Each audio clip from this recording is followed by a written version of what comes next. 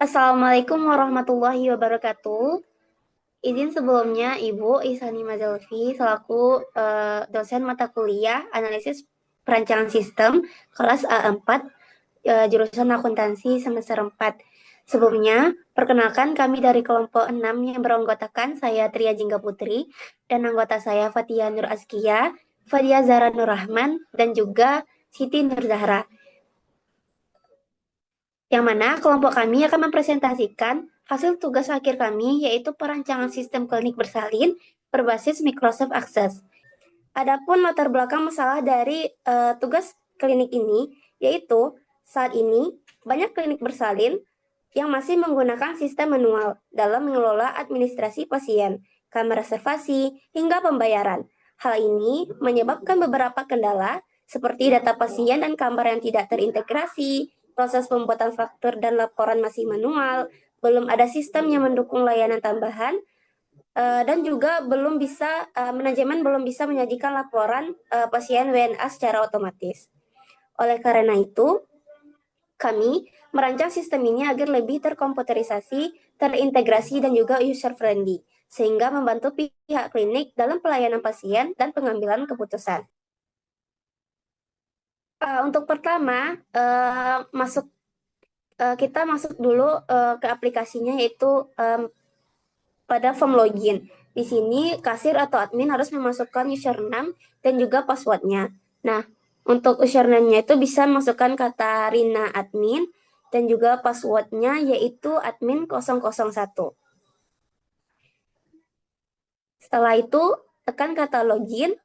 Nah, setelah login berhasil, pengguna akan masuk ke menu utama di sistem, di mana tujuan dari form login adalah untuk menjaga keamanan dan integritas data sistem. Selanjutnya, masuk ke master data. Di menu ini, tujuan dari master data yaitu untuk menjadi sumber utama bagi seluruh sistem, yaitu untuk memudahkan penginputan data atau user friendly. Yang kedua, memudahkan pemeliharaan data. Jika ada data karyawan yang pindah atau harga obat yang berubah, petugas cukup mengubahnya sekali di menu master data. Dan secara otomatis seluruh transaksi atau laporan di masa depan akan menggunakan data terbaru tersebut. Nah, yang ketiga, penyediaan referensi layanan, yaitu menyediakan data-data inti yang dibutuhkan oleh model ini, seperti data pasien, layanan pemeriksaan, data ambulan, reservasi, dan data karyawan. Nah, di master data itu ada berisikan data pasien ibu, pasien bayi, obat, ambulan, dan juga karyawan. Nah, untuk layanan pasien itu tuh ada data pemeriksaan, persalinan, rawat inap, dan juga home care. Untuk reservasi ada data kamar dan ambulan. Untuk keuangan itu ada faktur pembayaran. Dan untuk tambahan itu ada cafe and shop dan juga reportnya.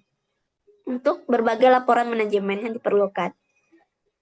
Selanjutnya akan dijelaskan oleh Fadia. Kepada Fadia disilakan.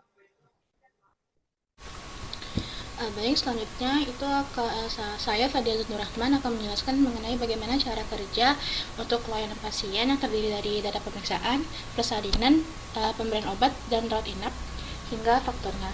Nah, mungkin untuk pertama-tama itu ada, sebelum kita masuk ke layanan pasiennya, itu ada data pasien ibu, di mana di bagian ini digunakan jika ada pasien ibu yang belum pernah sama sekali datang ke klinik bersalin. Jadi kayak registrasi awal, sehingga pasien ini punya data masternya. Nah, kemudian juga ada untuk bayi, di mana untuk data bayi ini digunakan ketika ada bayi yang lahir pada klinik bersalin.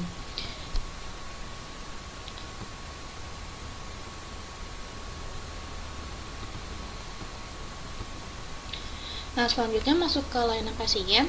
Untuk pertama ada data pemeriksaan. Nah, layanan ini diisi ketika ada pasien yang pergi untuk memeriksa kehamilannya di klinik. Di sini ada ID, nama pasien, bidan, nama pemeriksaan, keluhan, diagnosa, tindakan, sama catatannya. Nah, mungkin kalau untuk dicoba kita bikin aja, misalkan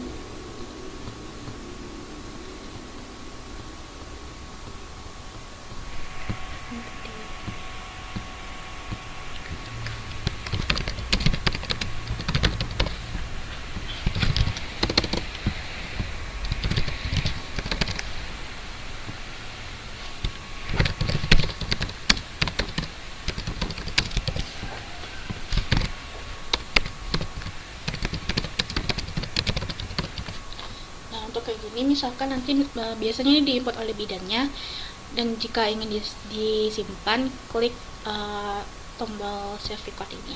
Ini ketika klik ini, itu bakal masuk ke bagian table di data pemeriksaan. Nah, kemudian selain pemeriksaan ada juga buat persalinan, di mana form ini digunakan ketika ada pasien yang sudah berhasil melahirkan di klinik tersebut. Di sini ada ID, nama pasien, bidan, perawat 1-2, jenis persalinan, tanggal persalinan, sama kondisi ibu. Jenis persalinan di sini ada 2, yaitu normal sama kesar. Untuk penggunaan juga sama, kalau misalkan ingin data baru, tinggal klik new record ini, terus kalau pengen disimpan, klik save record ini. Nah, selain persalinan juga ada untuk pemberian obat. Misalkan pasien ini nanti diresepkan obat oleh bidannya. Sini ada ID detail obatnya, ID pasien, ID obat, kuantitas berapa obat diberi, sama tanggal pemberian obatnya. Untuk penggunaan juga kurang lebih sama. Kalau misalkan dia ingin buat data baru, klik add record ini. Terus kalau misalkan dia udah mau simpan record barunya, tinggal save record ini. Terus juga ada rawat inap, dimana daftar rawat inap ini digunakan ketika ada pasien yang baru check-in atau baru melakukan rawat inap di klinik bersalin. Di sini komponennya ada ID pasien dan peserta statusnya, terus kamar yang dipilih sama bednya, terus penanggung jawab medisnya siapa, terus jenis rawatnya, tanggal check-in check-outnya. Nah, untuk upgrade kelas, misalkan pasien BPJS itu ingin melakukan upgrade kelas, sini ada keterangan tambahan. Misalkan dia upgrade kelas itu dia bakal ada nanti biaya tambahannya ini diinput manual sama admin atau bidannya. Terus status rawat ini dia untuk melihat apakah dia masih inap atau sudah pulang. Untuk jenis rawat ini juga ada 2, yaitu untuk non persalinan, non post SC, atau post normal delivery. Nah, dari keempat layanan tadi itu untuk pembayarannya bakal masuk ke faktor pembayaran ini. Nah, ini dari contoh yang ada untuk formulir pembayarannya itu ada ID, nama pasien, status, tanggal, sama status pembayaran. Dimana untuk rincian layanan yang digunakannya itu ada di bagian detail bayar ini. Bisa digeser aja, misalkan di sini dia Melisa ini berarti menggunakan rawat inap dengan 2 hari dengan harga 1.300.000 dan tidak ditanggung oleh BPJS. Nah, karena di sini BPJS dan di sini tapi dia nggak ditanggung sama BPJS, berarti dia melakukan upgrade kelas. Sehingga harga rawat inap ini dia nggak ditanggung oleh BPJS. Nah, untuk melihat faktornya bisa klik lihat faktor ini. Sini bakal muncul apa-apa aja komponen faktornya, bisa dilihat di sini. Karena dia tadi melakukan upgrade kelas, jadi dia total ditanggung BPJS itu 0, sehingga dia harus menanggung transaksi itu 600.000. Cuman karena dia ada diskonnya diskon member. Misalnya di sini dia ada diskon member platinum, di mana diskon level member ini ditentukan oleh jumlah kunjungan yang dilakukan oleh pasien. Nah, karena dia melakukan mempunyai member di mana level platinum, maka akan ada diskon sebesar 90.000, sehingga yang dibayar nanti adalah 510.000, bukan 600.000 lagi. Dan kemudian jika untuk bagian permintaan untuk ulang tahun, bisa kita cek aja, misalkan di mana bagi ulang tahun ini dia bakal ada ketika pasiennya tuh check in di tanggal ulang tahunnya. Misalkan di sini kita bikin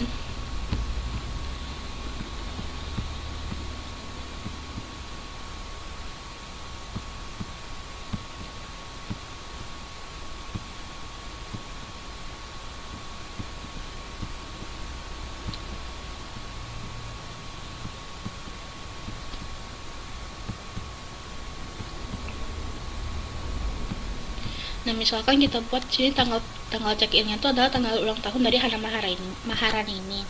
Misalkan 30 Juni. Nah, misalkan ketika kita simpan recordnya, dia bakal muncul pop up untuk reminder ulang tahun.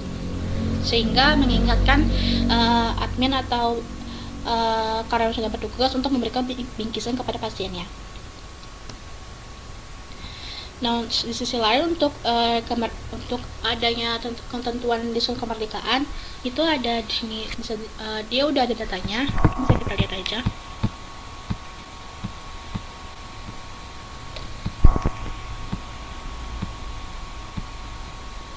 Nah, misal Drika ini dia punya punya data pemeriksaan, data persalinan, di mana persalinan itu dia melahirkan di tanggal 17 Agustus atau di hari kemerdekaan. Jika kita lihat fakturnya, itu bakal ada diskon kemerdekaannya 425.000. Jadi total transaksi dari Rika yang lakukan ini bakal dikurangi oleh diskon kemerdekaan.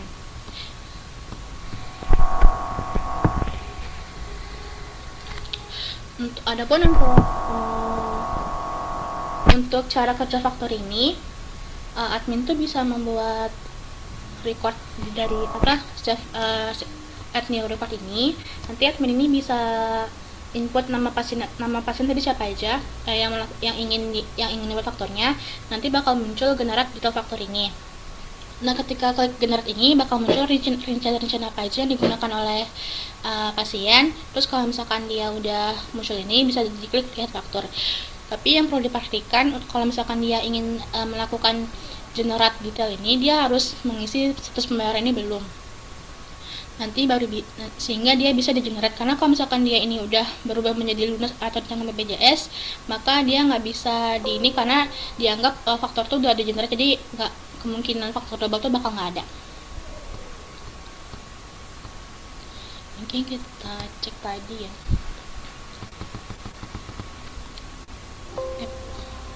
Tadi yang kita buat tuh kan ada Winda Savitri ya. Coba kita cobakan di sini. Kita add new record. Terus kita cari Winda Savitri. Status pasien juga bakal muncul sesuai sama pasiennya. Jadi harus belum dulu. Nah, kita klik generate ini. Nah, ini ada pop-up, dia bakal bisa di-generate. Jadi bakal ada di sini. Nah, nanti lihat faktornya. Nah, bakal muncul faktor kayak gini. Nah, setelah itu harus kalau misalkan digantung sama BPJS, klik ini sehingga faktor nggak bisa di-generate ulang lagi. Mungkin itu saja yang dapat saya sampaikan. Selanjutnya, untuk penjelasan selanjutnya akan disampaikan oleh Fatia. Kepada Fatia dipersilakan.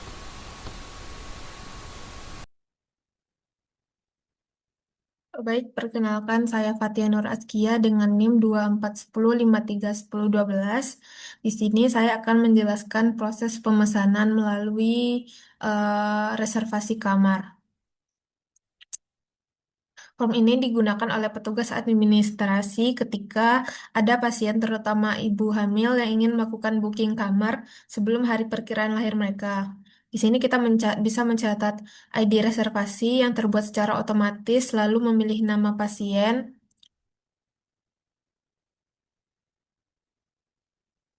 Di sini contohnya Hana Maharani. Kemudian tinggal diisi ID kamar sesuai dengan status pasien. Di sini sebelumnya Hana Maharani tercatat sebagai pasien BPJS. Jadi kita tempatkan dia di kelas nomor 2. Pilihan bednya di sini otomatis tersedia bed berapa saja yang masih available. Di sini tersisa B007A. Kemudian tanggal reservasi dibuatnya itu misalkan hari ini, kemudian rencana masuknya kita misalkan besok, kemudian status reservasinya kita catat sebagai booking. Nah, reservasi ini bisa kita simpan dengan cara memencet button Save Record. Kemudian layanan berikutnya yaitu ambulan. Tahap pertama adalah pencatatan operasionalnya di form reservasi ambulans. Nah, saat ada kebutuhan mobilisasi pasien, petugas akan menginput ID log ambulans, ini sudah otomatis, kemudian ID pasien, kemudian status pasien ini udah otomatis mengikuti ID pasien ibunya, kemudian tanggal penggunaan, jam berangkat, jam kembali, tujuan, pilihan ambulans. Di sini kami menyediakan 5 armada, tinggal dipilih. Kemudian kilometer awal dan kilometer akhir dari eh, mobil pilihan tersebut. Kemudian status penggunaan apabila ambulans sudah selesai digunakan, maka user akan mencatatnya sebagai done ini. Kemudian eh, kita bisa mencetak faktur dengan eh, memencet button lihat faktur berikut. Jadi kalau pasiennya BPJS, fakturnya akan muncul seperti ini. Pasien BPJS tidak dikenakan biaya ambulans atau biayanya itu ditanggung oleh BPJS. Kemudian contoh lainnya ketika pasien merupakan pasien mandiri, jika kita memencet button lihat faktur, yang muncul akan seperti ini. Nah, yang muncul adalah faktur pembayaran ambulans. Sesuai dengan jarak tempuhnya tadi itu dari kilometer 300 ke 312 di sini sudah tersedia bahwa jarak tempuhnya itu 12 kilometer. Kemudian tarifnya ini tarif dari per kilometernya itu 5.000. Jadi 5.000 dikali 12 itu sudah otomatis menjadi total bayar menjadi 60.000. Kemudian layanan berikutnya yaitu layanan home care. Di sini melalui form penggunaan home care kita bisa melihat ID home care, ID pasien ibu, tanggal mulai home care, kemudian alamat pasien, status layanan di sini ada aktif, selesai dan batal.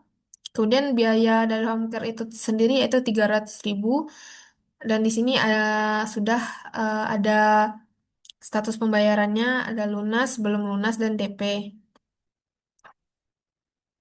Untuk mencatat riwayat pemeriksaan medis setiap kali petugas datang ke rumah pasien, eh, di sini klinik menggunakan form kunjungan home care.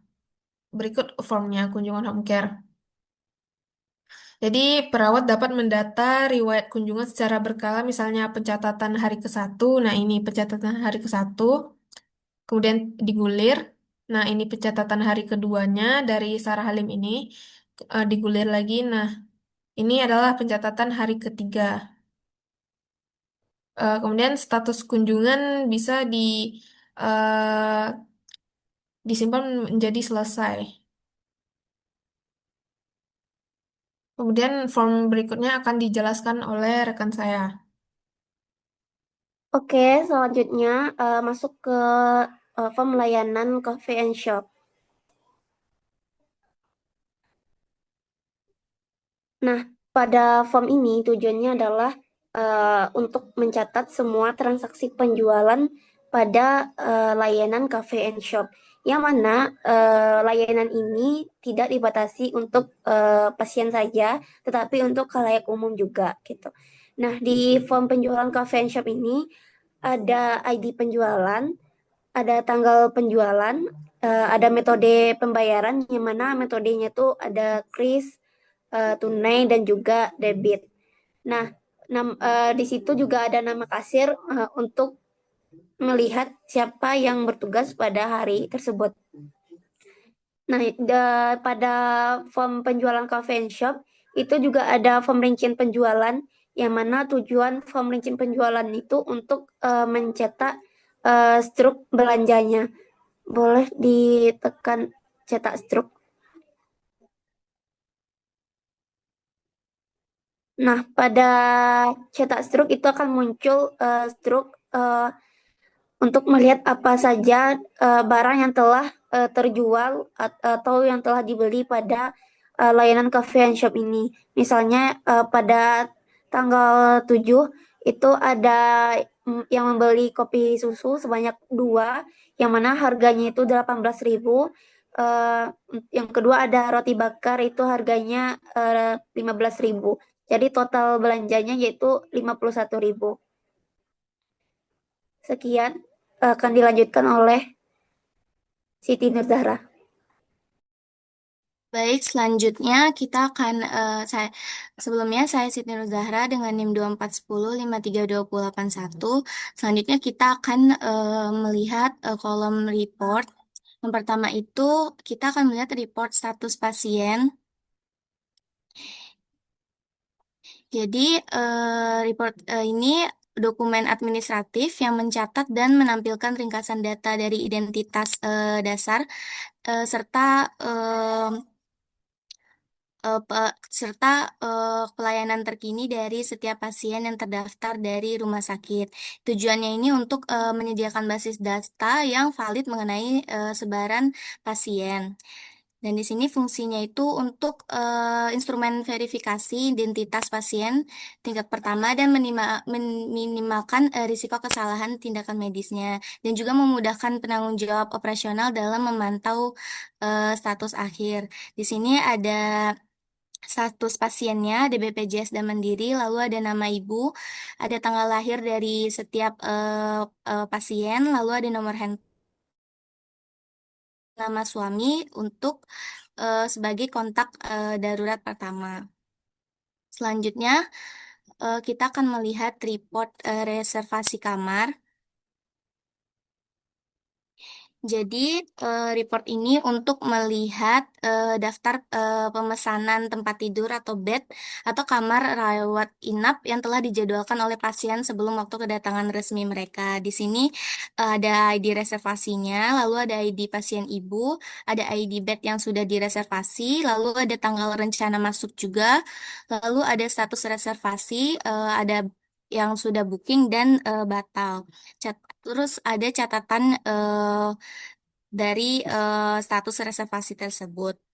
Jadi fungsinya ini untuk mencegah terjadinya pemesanan ganda pada suatu tempat tidur di hari yang sama. Lalu report ini juga menjadi indikator bagi ruang kebidanan atau keperawatan untuk mempersiapkan fasilitas menyambut kedatangan pasien, khususnya itu ibu hamil yang sudah mendekati HPL.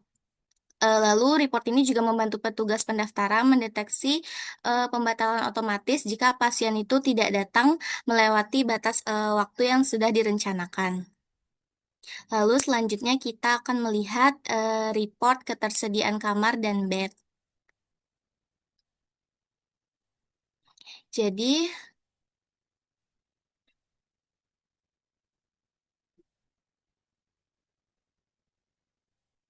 jadi di sini report ini adalah laporan inventarisasi aset ruangan perawat secara real time yang menampilkan status pemakaiannya dari setiap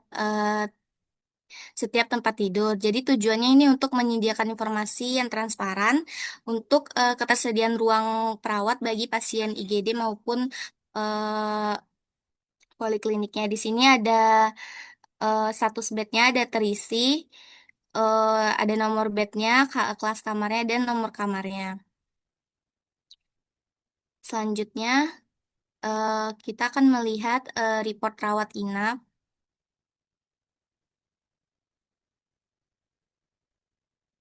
Report pasien menginap. Jadi ini laporan harian yang mendata seluruh pasien yang saat ini sedang menjalani masa opname atau asuhan perawat di ruang inap. Jadi tujuannya ini untuk memantau volume dan distribusi pasien yang sedang dirawat untuk keperluan alokasi staf medis atau makanan pasien dan dihitung dan perhitungan billing berjalannya. Di sini ada nama ibu, ada kamarnya, ada bednya, lalu ada jenis rawatnya dan tanggal check-innya. Selanjutnya kita akan melihat report dari daftar pasien WNA yang pasien WNA. Di sini itu dokumen master data yang menghimpun seluruh data administratif dan legalitas keimigrasian dari pasien warga negara asing yang pernah atau sedang terdaftar menerima layanan kesehatan. Tujuannya ini untuk menjamin tertib administrasi sipil bagi pasien asing dan memastikan institusi medis itu mematuhi peraturan hukum negara terkait pengawasan orang asing. Jadi fungsinya itu untuk memvalidasi keaslian dokumen identitas internasional seperti paspor, sebagai syarat mutlak registrasi pasien non-residen. Dan ini juga untuk mempermudah bagian keuangan dalam memetakan skema pembayarannya. Di sini ada nama ibunya, dari mana asalnya, nomor identitas, nama suami, dan tanggal daftar. Selanjutnya ada report warga negara asing yang sedang menginap. Nah, ini adalah dokumen yang mencatat daftar pasien yang berkewarganegaraan asing yang statusnya itu sedang menjalani perawatan rawat inap di klinik. Tujuannya ini untuk memfasilitasi kewajiban pelaporan untuk pihak imigrasi atau kepolisian dan memudahkan juga untuk pengurusan biaya nanti. Di sini lanjut. Lalu selanjutnya itu ada report persediaan obat.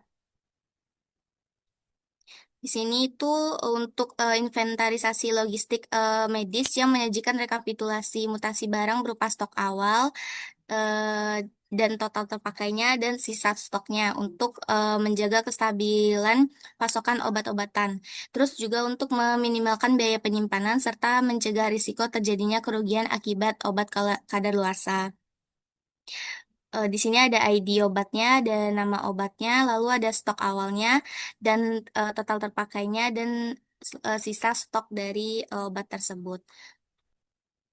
Lalu selanjutnya itu ada report sejarah kedatangan pasien.